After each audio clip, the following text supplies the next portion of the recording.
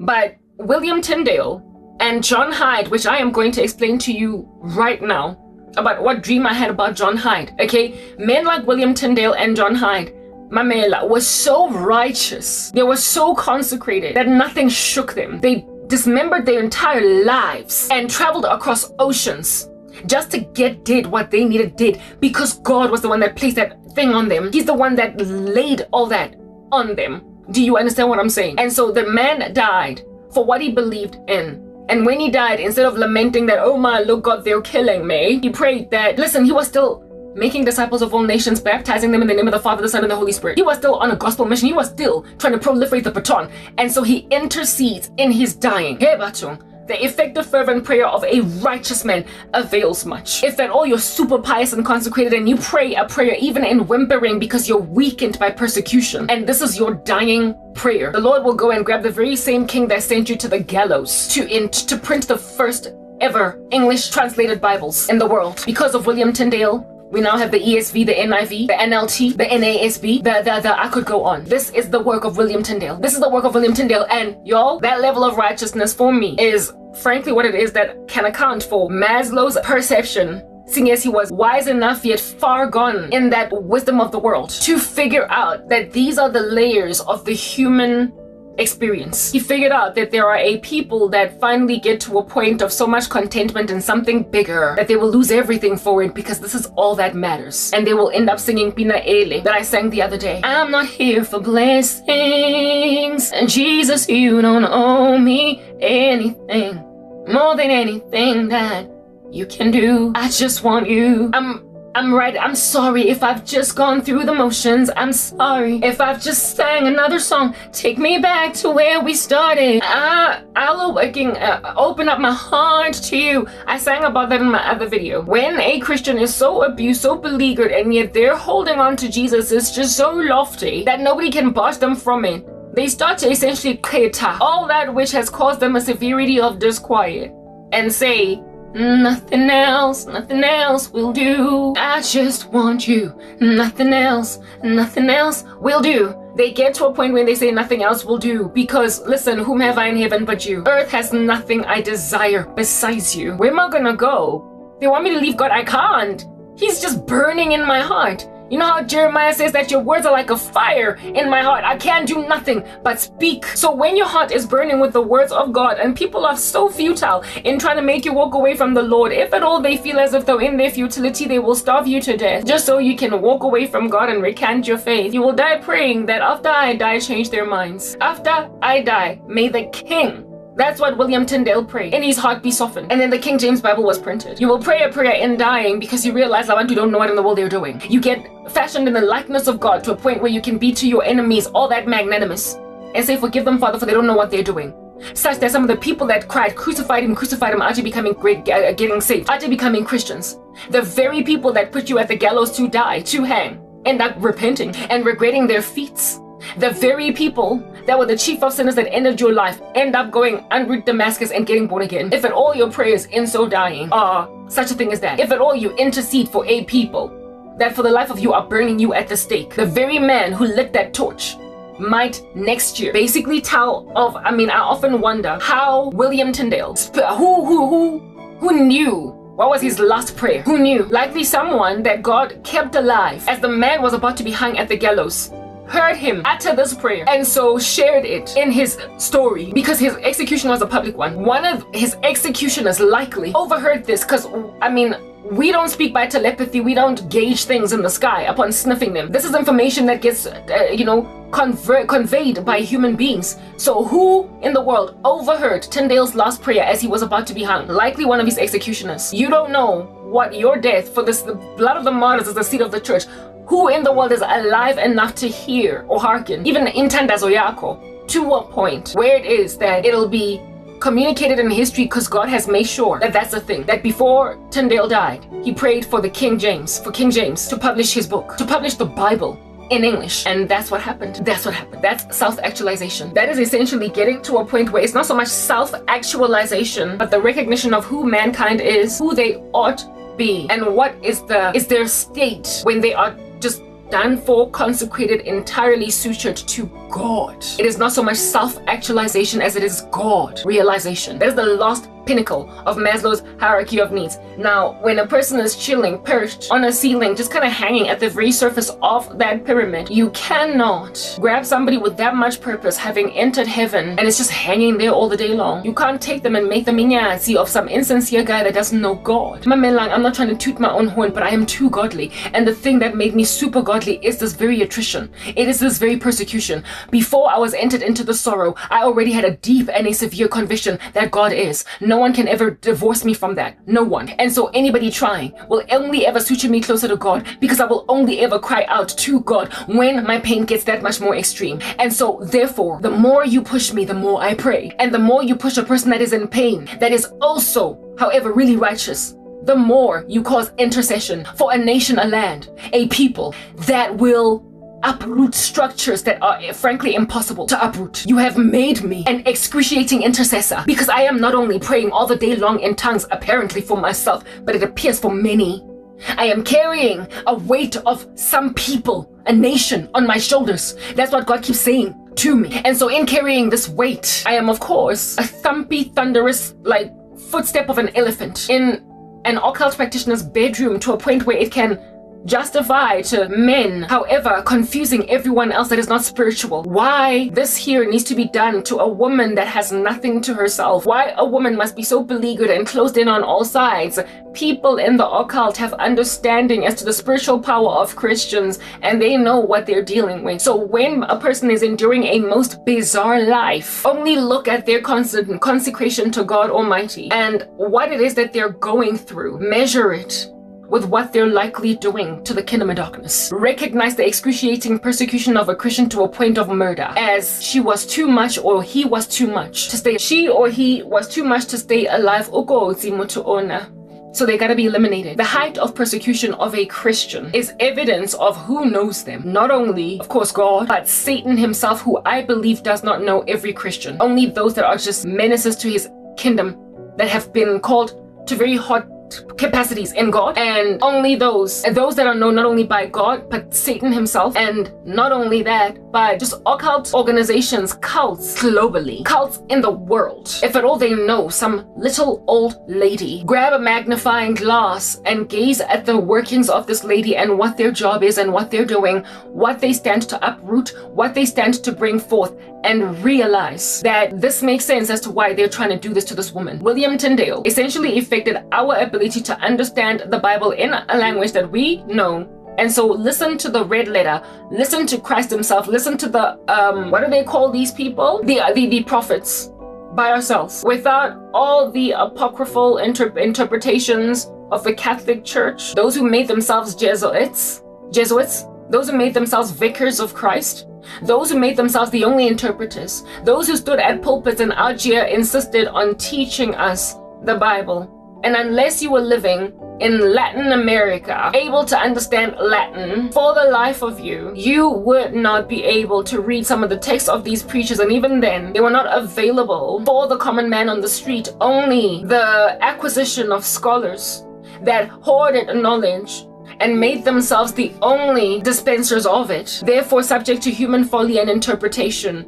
And then God raised up a righteous man that was unbiased, that was truly beloved of God, and in and of himself loving the Lord, a man that would not want to hoard the glory of being a priest that understands Latin himself, but shared it with everybody else. He saw that this here ought not be held and contained amidst priests, because the gospel was to be preached to all the lands, and then the end would come properly. In Greece, the letters were written in Greek, so the Greeks could understand every last letter. The Bereans could read the Old Testament, the Torah, everything, and understand it. And yet the Gentile populations that the gospel would actually be proliferated to, the Gentile populations across the world didn't understand Greek, Latin, Hebrew, none of that. So the gospel was just this like jibber jabber to us. It was just this bunch of really hard to understand text, but people nonetheless went to churches because they were thirsty for religion, thirsty for God. The Lord saw this thirst, he saw this hunger, and he saw the need for people to have a communion with God in person.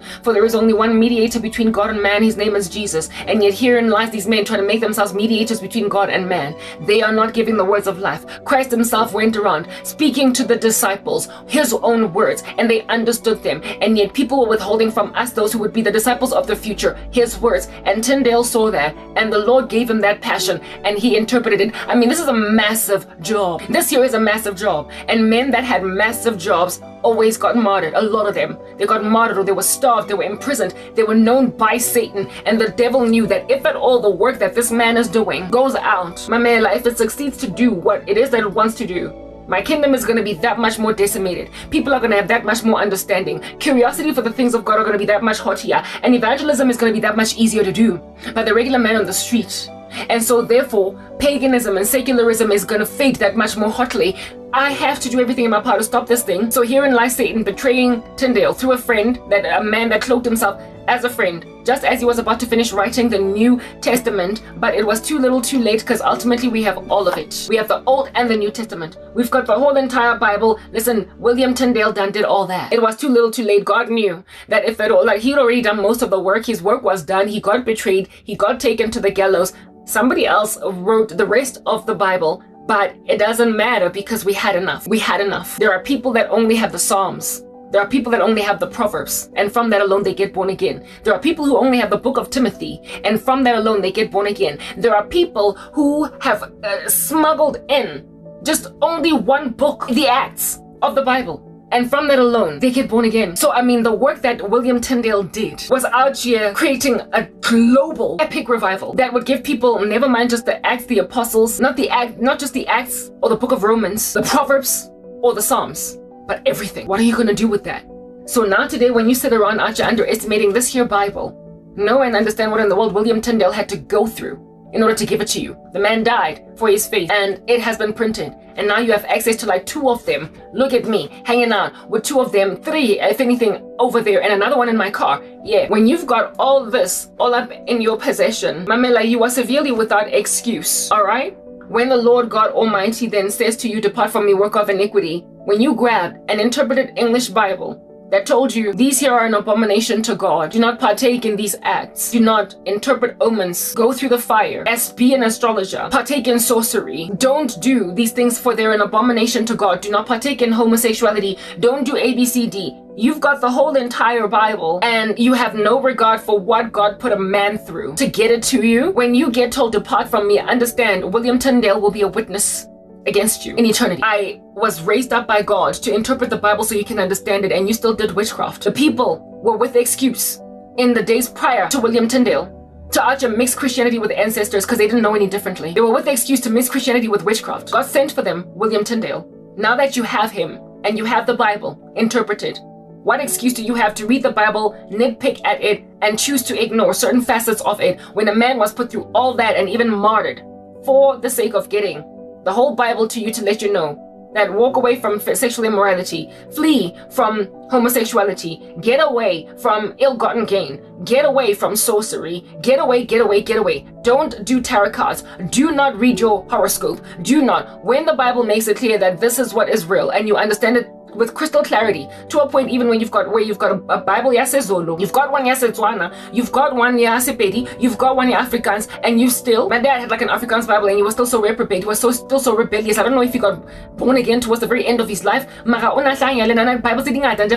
of which was the Bible. That was an Afrikaans Bible. That was my dad. If at all my dad died in his sins, William Tyndale will be a witness against him, because thanks to his interpretation that ultimately gave us the King James, there then was the Bible, there then was Bibele, there then was Bible, there then was the Bible, the Holy Bible. You are without excuse. Do you understand what I'm saying? And so given that God endures his saints through what it is that they are endured through, to get them to that pinnacle where they're so God actualized that they will die praying that you will still be evangelized, and you still insist on killing them, or you hold on to your guns, or feel grateful and high five when they finally pass away. Y'all, I can't even fathom what your eternity looks like. I cannot even fathom what your eternity looks like, because you are without excuse. Old school society is ridiculous. You've got access to so very much, and yet you choose not to walk rightly as you ought. The Lord has called you and you have seen it fit to ignore the living daylights out of him. So let's then go to Freud's theory of the psyche,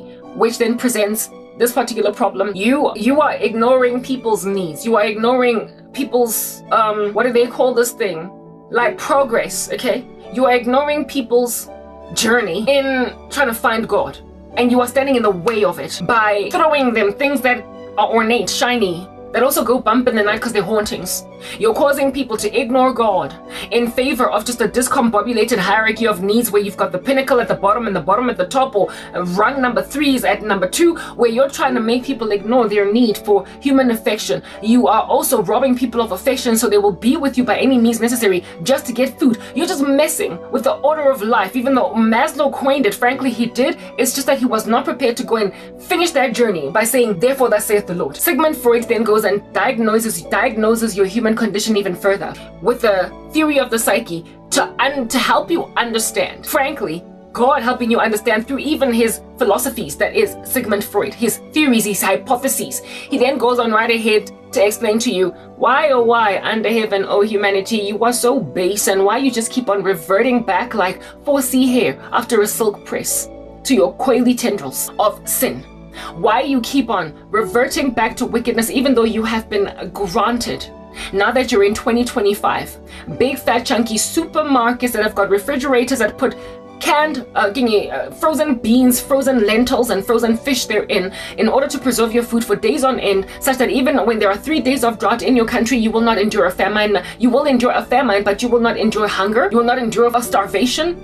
Now that you've got all this food, thanks to your lack of God, nonetheless you still revert back to evil, to go back to the ancient days where you were without food and so really barbaric and so trying to acquire land and food. Now, however, you have plenty of food and so you don't gotta be so violent. Be content. And yet you are bringing back that old school violence where you're taking what you want anyway. In the old school, men used to kill men and take women as wives. They used to rape women, and because they were raped, these ladies then qualified as this man, if at all he wanted, he was an honest man, he would take her as a wife. But then laws changed and gave women mercy because God saw in the hearts of women, just like with the daughters of that man in the Bible that were given an inheritance of land, that women were not content to be raped following being raped then, upon being that violated in their bodies. Marry the men that violated them. This here is a criminal. This here is a criminal that should be in jail. It's a criminal that should be in jail. This is the sense of justice that the woman will feel. If this man, even though I can't get my virtue back, I will certainly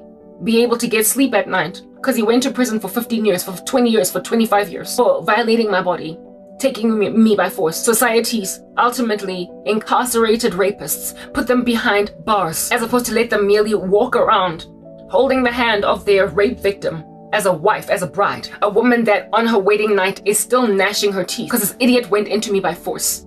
A woman that cannot even look at her husband in his eyes because you raped me. She cooks him dinner and gives him a plate of food. Can't even laugh and smile at him because at the end of the day, he will always be her violator. He will always be her violator. But she's married to him. She's giving him children. These kids are inheriting their dad's generational curse of force on women.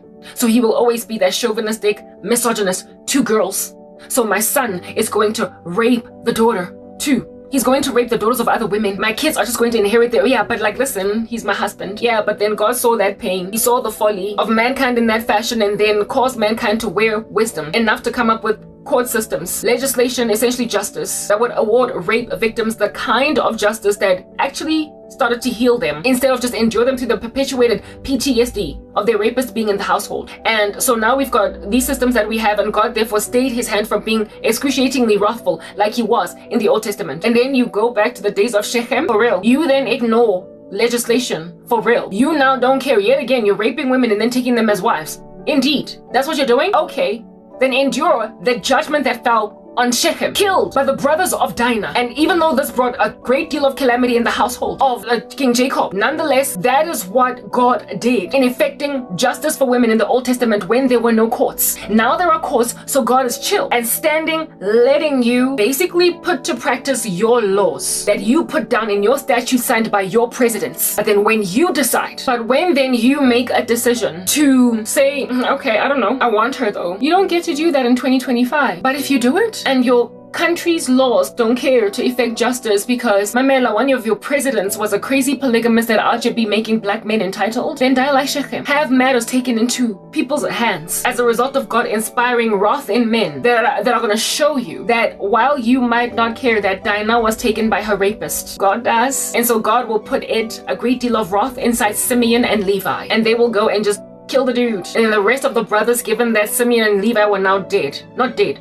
but had killed Shechem and his dad, taken Dinah back, they then went and killed the rest of the men of that town. Because proper, they're gonna come for us now, so we gotta kill them. That's why the rest of Joseph's brothers, the rest of Jacob's sons joined in the battle. But it was the immediate brothers of Dinah that did this thing. Immediate brothers of Dinah did this thing, and that's the reason even why there was a curse basically pronounced on Yena, Simeon, and Levi for that era, because he was upset, Jacob, when he was blessing them there towards the end of his life when they were in Egypt. But nonetheless, we see in that story that God will, by providence, raise up what is his true sentiment about an issue if you have no self-control. Therefore, if your nations are trying to give brides to their rapists, God himself will take up the cause of those ladies. If at all your nation is out here saying that if a woman's mother and father, everybody, family members have passed away and they have no brothers, I guess it is what it is. They're going to have to live like a widow if they don't get married. The Lord will be compassionate enough to award this woman land so she can self-provide. If nobody will marry her, and if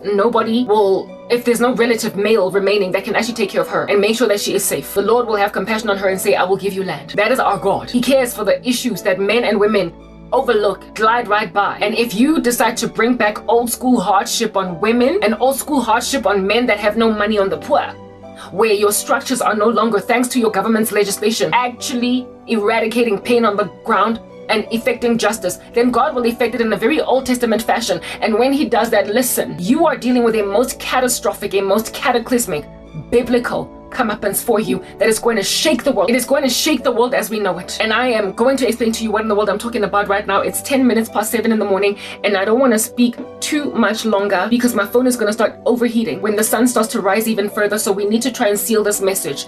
Freud, in his theory of the psyche, came up with this ID, ego, and the superego. The ID is basically the seat of your basic instincts. So that which I spoke about in the hierarchy of needs of Maslow. Eat, eat, eat, drink, drink, drink. These are your basic instincts, and even Freud agreed that they are seated in the ID. You need to pee, so you go. And babies operate largely when they've just been born in the ID. They need to pee, so they go. They need to poop, so they go.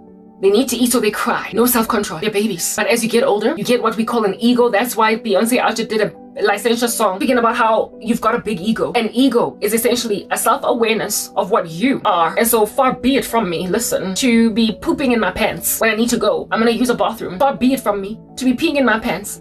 I'm gonna use a bathroom. Far be it from me because I'm hungry. Just stop working, drop everything, a break on a scaffolding as I am a construction worker, and just go and get a sandwich because I'm hungry. Far be it from me. I'm a man, I'm a person, and I'm respectable. So what I'm gonna do is wait for lunchtime, and then I'm gonna eat only then. That's the ego. It out here regulates and guards, at which point constraints, essentially variables that cannot be excelled as to how you're gonna effect the desires of the ego. You don't just poo in your pants, you're big now, use a lavatory. Yeah, but then there is the super ego, and the super ego is the one that accounts for societal opinion. So yeah, very well, you're a man, and when you need to go, seeing as your ego will not let you pee on your own pants, you will certainly expel the fluids of your body out there in the wilderness somewhere. But if at all nobody sees what's going on, I'm just gonna pee on a wall. But first I'm gonna God coast. Or as a woman, I'm back from the nightclub. We've done that before with my friends. Back from the nightclub, too far away from a garage anywhere.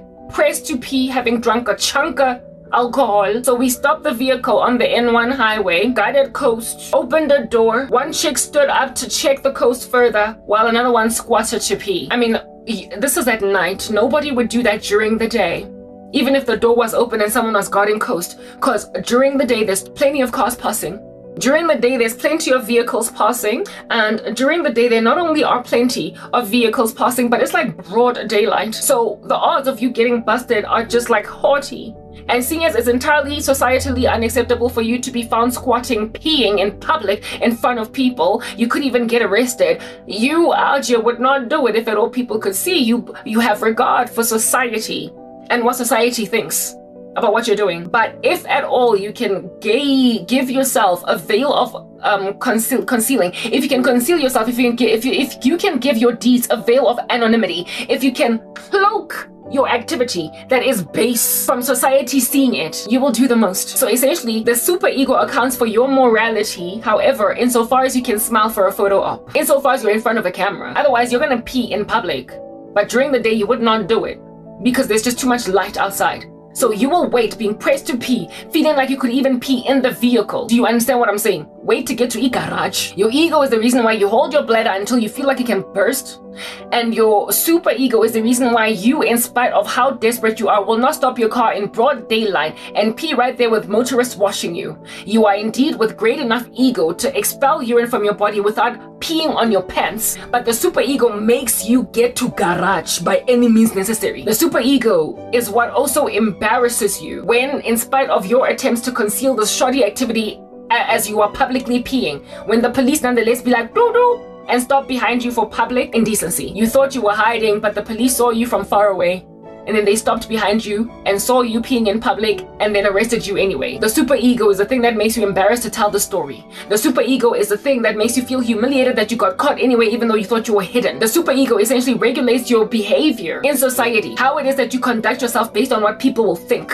And when I read this theory of the psyche, upon me getting born again eventually later on in life, I was like, listen, I got one up on you, Freud. I will give you a superego squared. The superego stays you from peeing in public when people are seeing. But then there's like what I call a superego squared that stays you from peeing in public even when no one is watching, because after all, do you not perceive that God is the true superego? Not so much the eyes of humanity, but the eyes of God. The human race gets only to the point of Freud's superego, where because of fear of man and fear of society, they will keep themselves largely in a bunch in public. They will keep themselves largely in a bunch in public, but if at all they can shroud themselves behind a veil of secrecy, whatever, listen, I don't gotta do anything good. I don't gotta do anything right.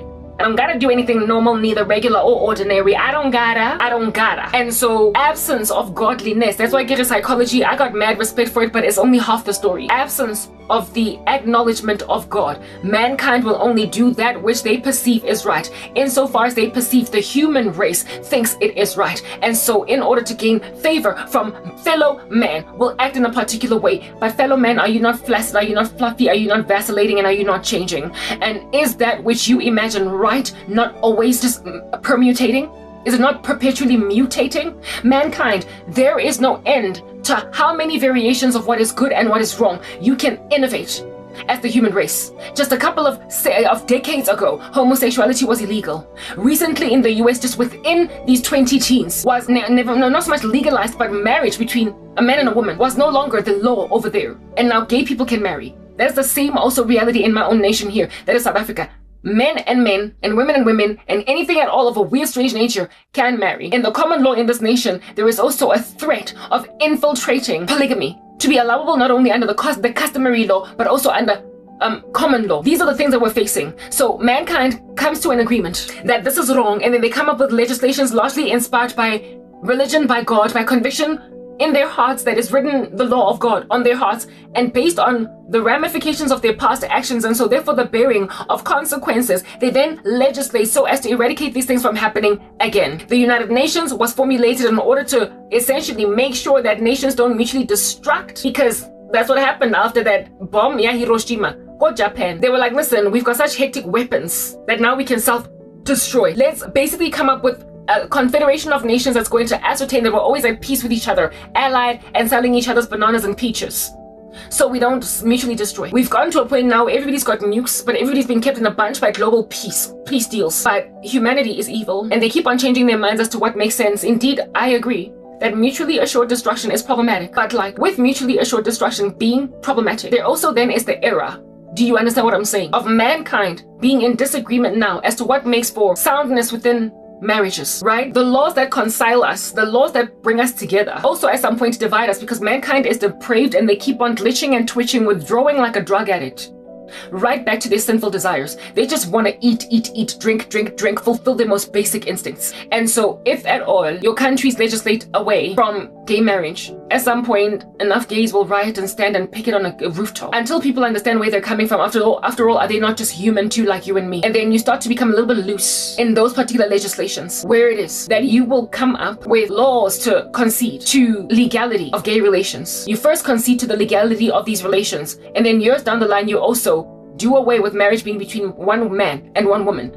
You will remember how Joe Biden and Barack Obama at some point believed in marriage being between one man and one woman. They have ever since then changed their minds because of society changes its minds. The superego is there, indeed, to regulate our actions, but like absent of there being an absolute truth coming from the superego squared, which I call God, we're going to be dealing with mankind changing their minds as to what is right. And so we are getting a whole bunch of gay people getting married all over the show. Or not similarly too, with mutually assured destruction. The world ended up just formulating all these charters speaking about what weapons they're now allowed now in war. What can you bomb a country with? What can you shoot a nation with? So we go from saying, listen, let's not destroy each other. But because mankind just likes shooting each other, pring, and because it got too taxing to actually call everybody a war criminal, it then became worth the while for international bodies to come up with charters as to when then you do go to war, see as you insist, right? These are the weapons that make sense, but you can't use carpet bombs or you can't use dirty bombs. You can't use this, you can't use that. Now there's like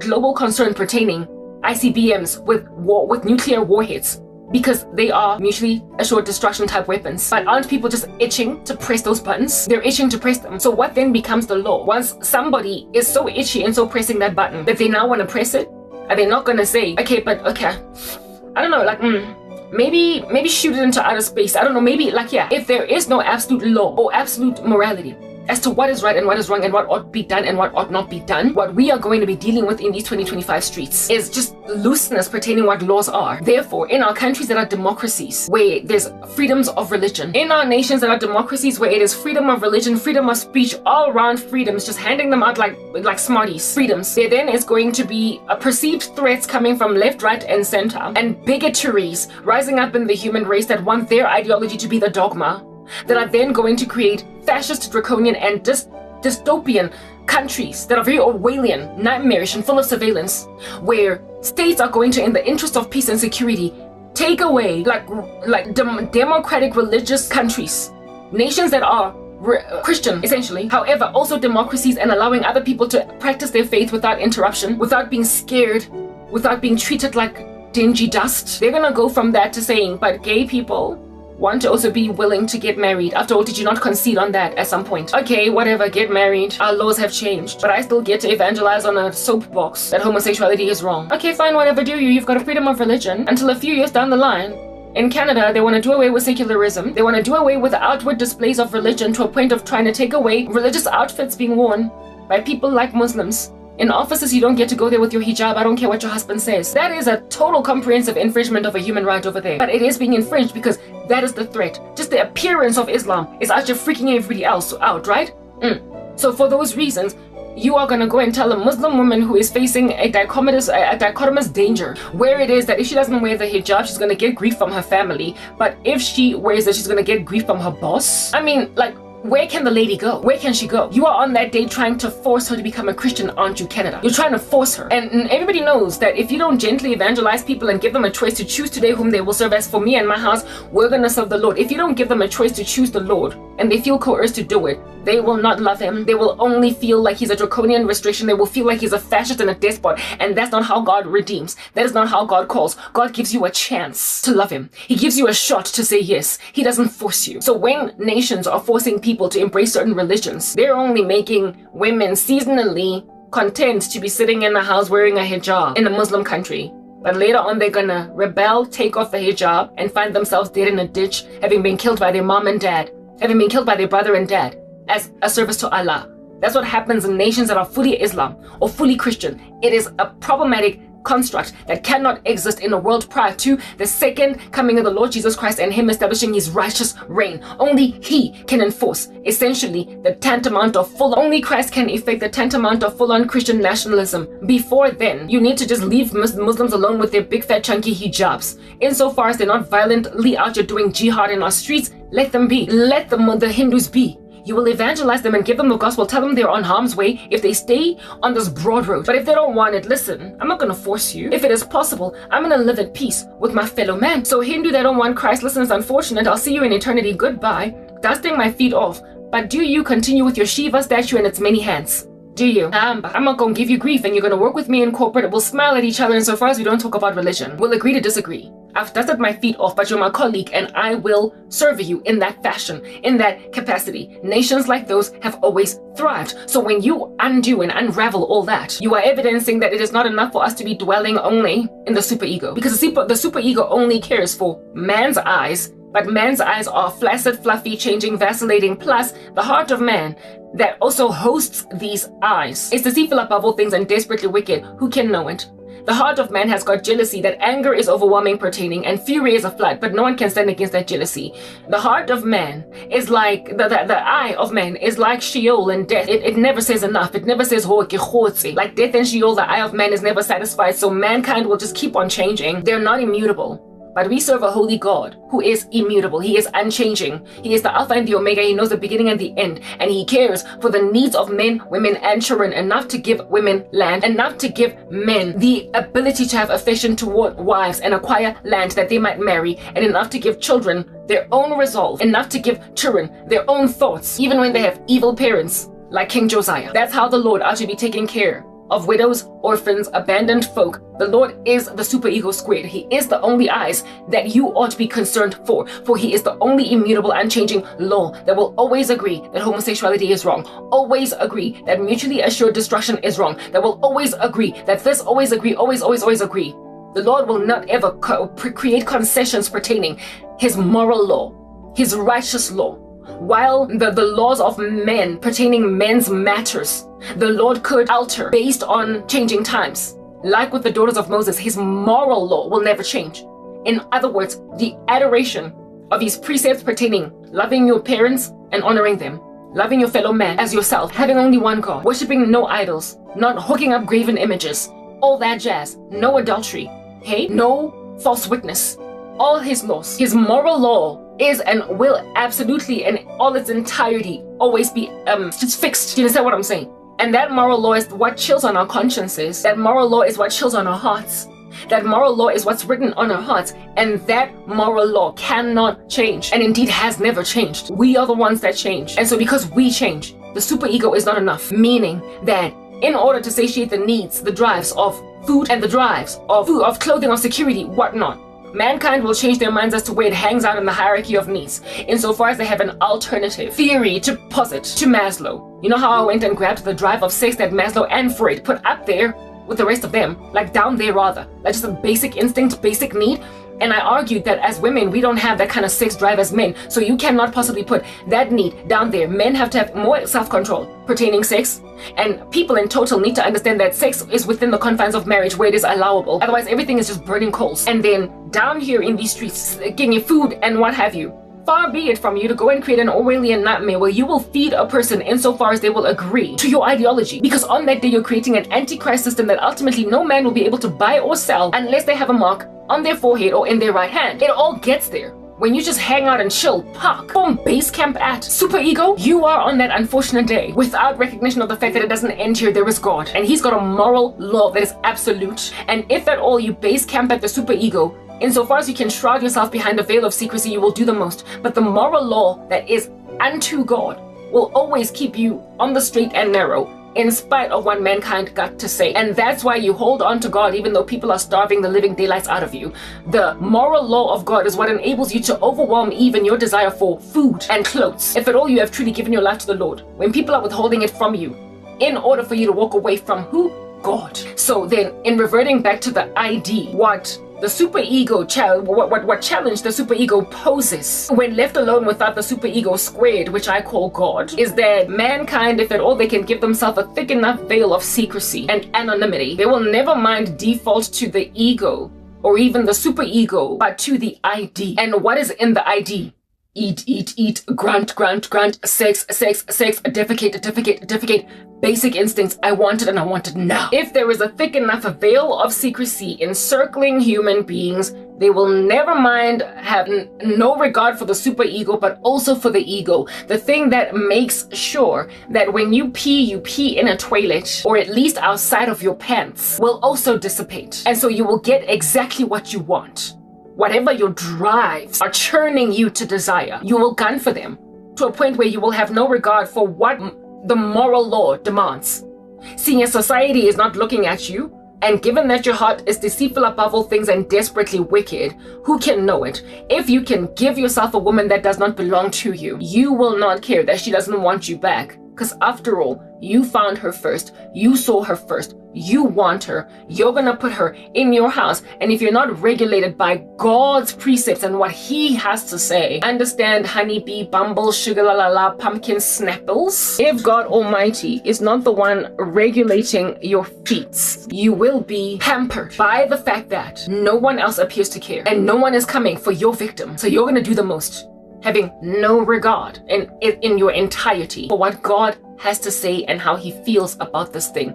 I really hope that God gives me time before my phone overheats, because it's starting to get warm in here and my fan has stopped working, except for the one that I was carrying that was mobile. That one, I could use it, but where is it? Anyway, whatever, I will start searching for it if my phone starts to overheat. Wait a minute, my fan is working. It was unplugged. It's on now. Let me just switch it on one second. You're on. Gail, it's going. Or is this the grace of God? It could be. No. Yes, it is the grace of God indeed, but the fan was passing me shade because of the fact that either I had unplugged it or I had put it in a strange position, but now that it's on, I have peace and contentment to speak at my leisure. Even though it's getting warmer, my phone will not overheat. Okay, yeah. So the law of man, not the law, the laws of man were fashioned by their consciences, which come from the law of God written on their heart. But mankind, like I said, throughout the ages, they just develop a moral turpitude that is very exquisite. And the Lord dealt with it very hotly in the Old Testament with just excruciating judgments.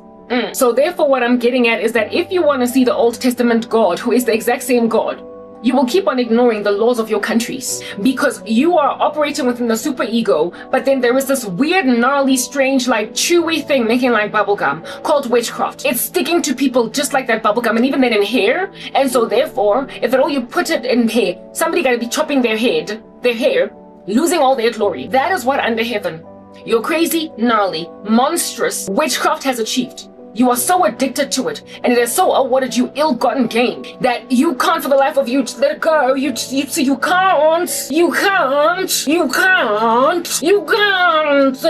That's you holding on to your cray-cray disposition. Listen to you. Okay. You're holding on to your sorcery. And the sorcery, you love it so much because it awards you your wildest fantasies. It gives you your biggest dreams, or rather your biggest nightmares. And what are these nightmares? These nightmares that you're hanging out with, like they're a homie, are, I'm going to get just what I want. I've always wanted it, but I know society generally frowns upon rape. So I'm gonna go and I'm gonna rape a woman, take her by force, and then put her in my house as my spouse. Yes, yeah, there was laws, but I don't care anymore for these laws, yeah? What I'm gonna do is just grab it. I'm just gonna go and grab it. I'm just gonna go eat and get nice and fatso, all by me savvy, yeah? Because nobody's watching me be a glutton, yeah? I'm gonna steal and steal. I'm going to go and rob a bank, but instead of it being a bank, it's a wealth transfer. Oh yeah. What I'm going to do is just go on right ahead and steal all the wealth of my family members, because nobody will know it. Yeah. Mamela, we be out here dealing with embezzlers, money launderers, extorters. We be out here dealing with thieves. We be out here dealing with Velcro hands, Mamela, rapists, witchcraft, makes people commit most heinous acts. But even though they have been legislated against in our countries, nonetheless have got this thick veil of anonymity around them. And so given that nobody can see, rape is whole-scale free. Murder is whole-scale free. Human sacrifice ritual. I don't like that lady, so she's got to die. What in the world? A world that is teeming at the folds with magic, science, wonders, just weird, random acts of just violence, but veiled behind the anonymity of sorcery. And so you get this random fool buffoon Baniki walking up in corporate South Africa, yeah?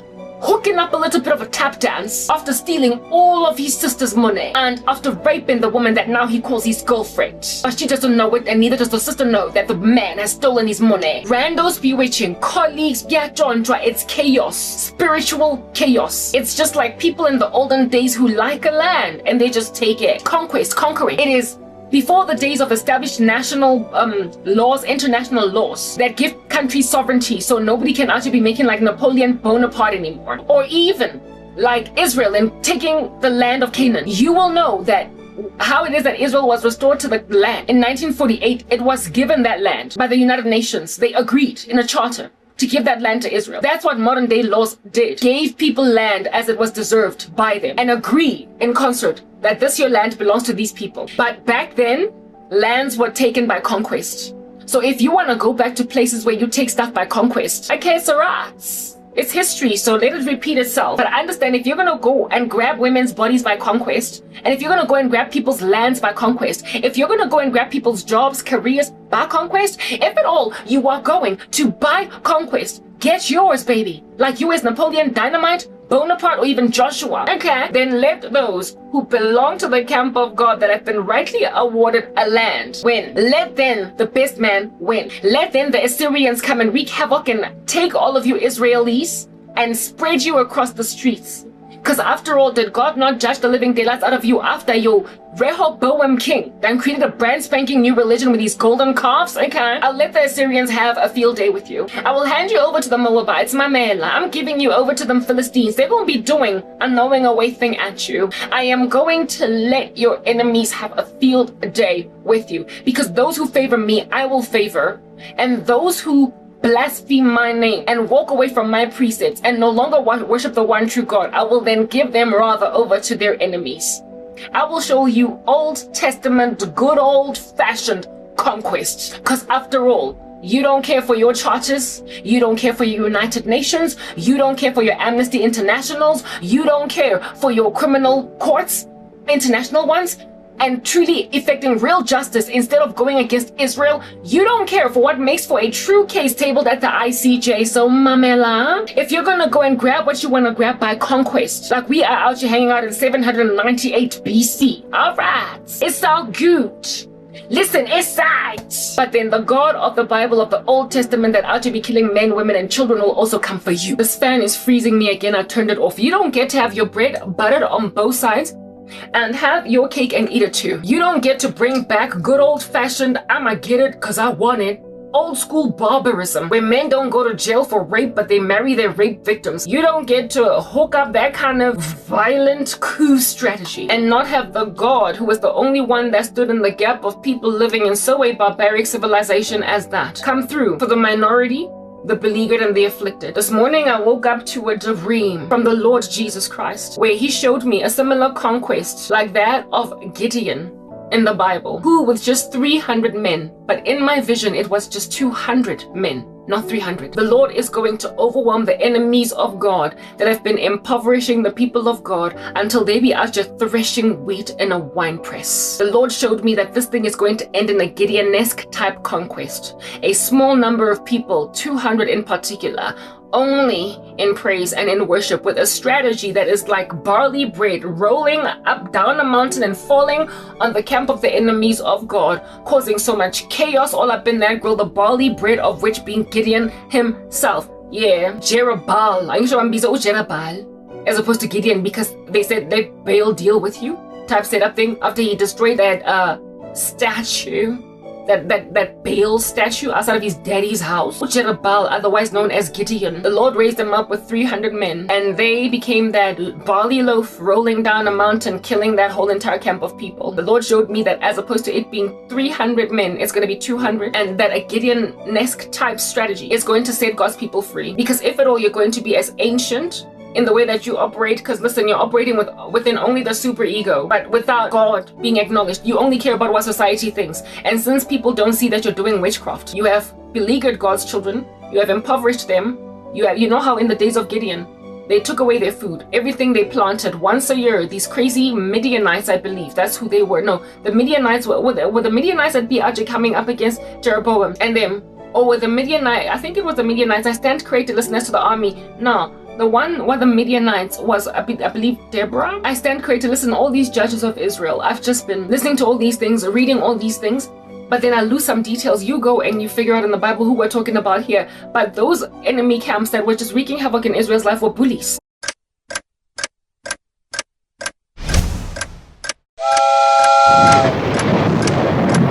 you.